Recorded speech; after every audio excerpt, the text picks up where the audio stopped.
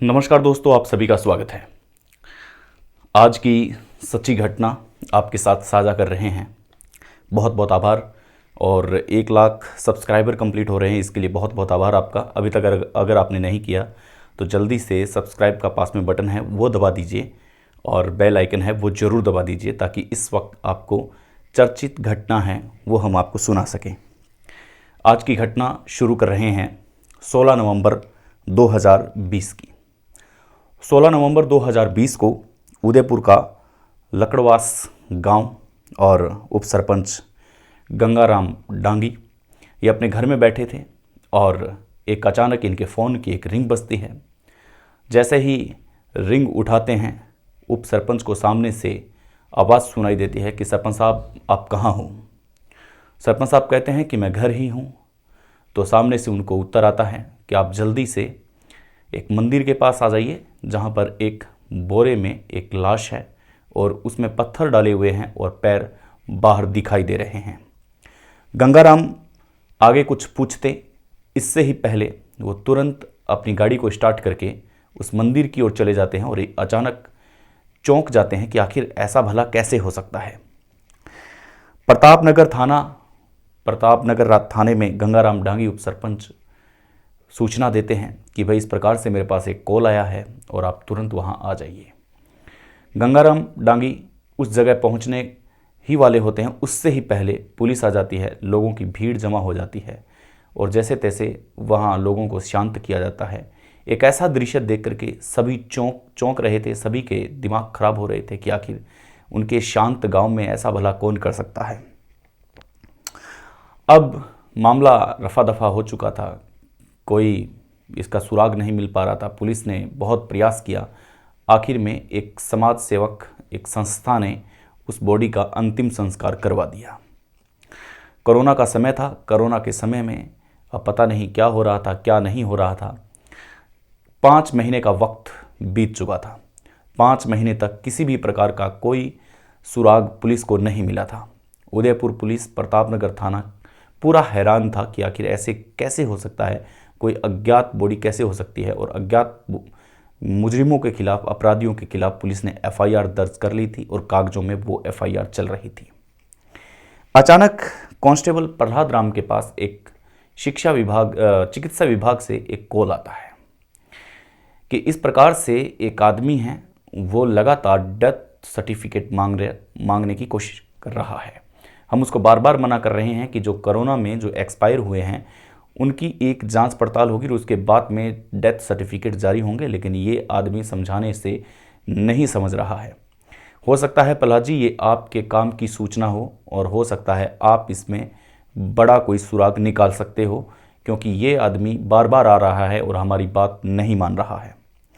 Constable Prahlad Ram बहुत ही होनहार थे। उन्होंने इस बात को गंभीरता से लिया और चेक करना शुरू किया कि वो कौन आदमी है जो आदमी लगातार डेथ सर्टिफिकेट मांगने के लिए चिकित्सा विभाग और सार्वजनिक कल्याण प्रकार की जो भी जहां भी गुंजाइश बनती है कि डेथ सर्टिफिकेट इस संस्था से मिल सकता है, वहां जाने की वो कोशिश कर रहा है। उसका नाम था राकेश लोहार। आखिर राकेश लोहार ने ऐसा क्यों किया? प्रहलाद राम ने अब अपनी एक टीम बनाई और टीम बना करके राकेश लोहार के पीछे वो लग गए। जैसे ही राकेश लोहार के पीछे लगते हैं तो उन्हें एक बहुत ही चौंकाने वाला खुलासा सामने आता है कि आजकल इसके अचानक खर्चे बढ़ गए हैं।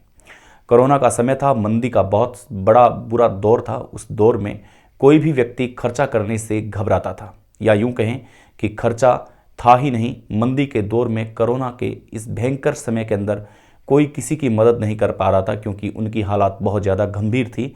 लेकिन मोहल्ले वासियों ने बताया कि ये राकेश पता नहीं इसको क्या हो गया है, अचानक से इसके शौक बढ़ने लगे हैं, अचानक से ये अय्याशी करता है और शराब पीता है। राकेश लोहार के पीछे ये जानकारी मिलने पर प्रहलाद राम कांस्टेबल अपने उच्च अधिकारियों के पास जाते हैं और उनको ये सीक्रेट बात बताते हैं कि इस प्रकार का एक लड़का है जो आजकल बहुत ज़्यादा खर्चे कर रहा है। पता नहीं इसके पास कहाँ से पैसा आया, आसमान से गिरा, क्या हुआ, लेकिन कोई भी इसके बारे में नहीं जानता। ये बहुत ही गरीब परिवार से हैं और सभी लोग मंदी से गुजर रहे हैं, लेकिन ये खर्चे डबल कर रहा है। उच्च अधिकारियों के आदेश के बाद में प्रहलाद राम ने इसको गिरफ्तार किया और इसके दोस्तों को गिरफ्तार किया।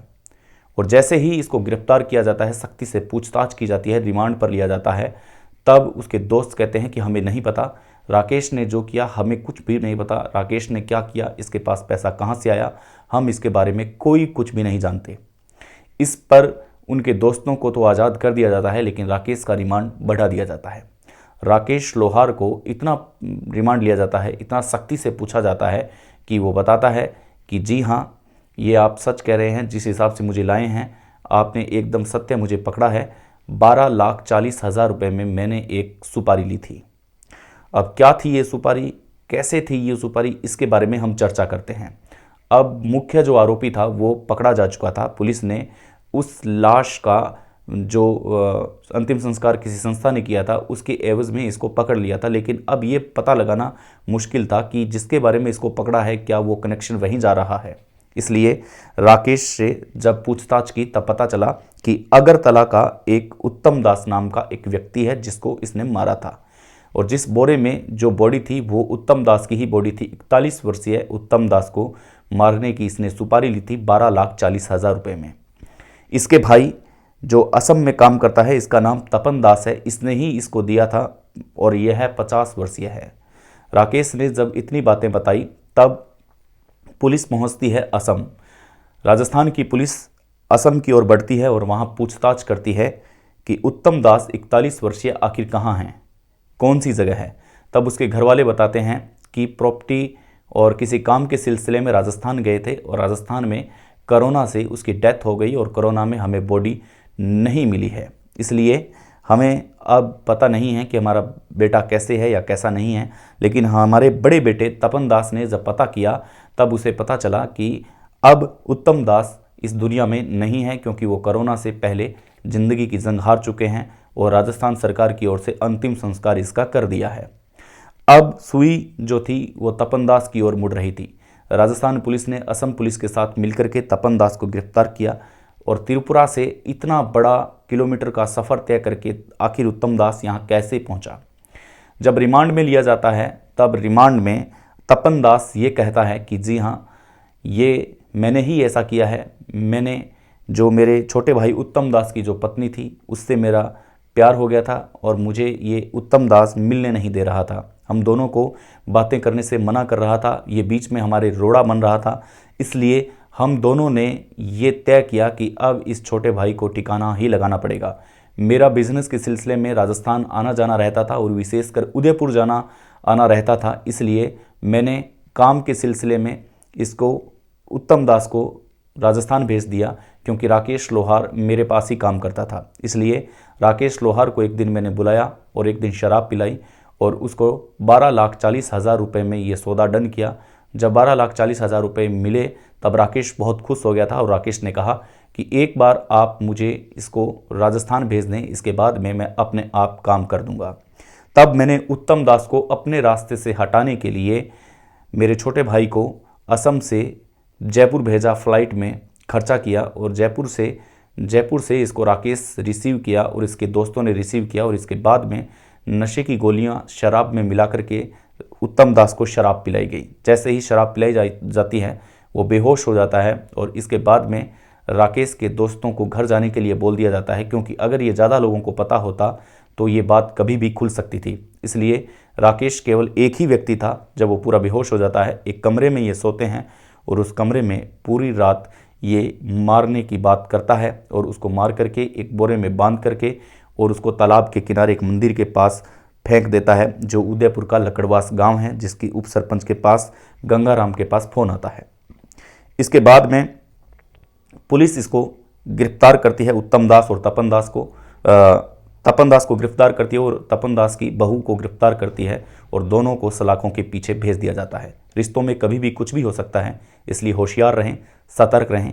जय हिंद।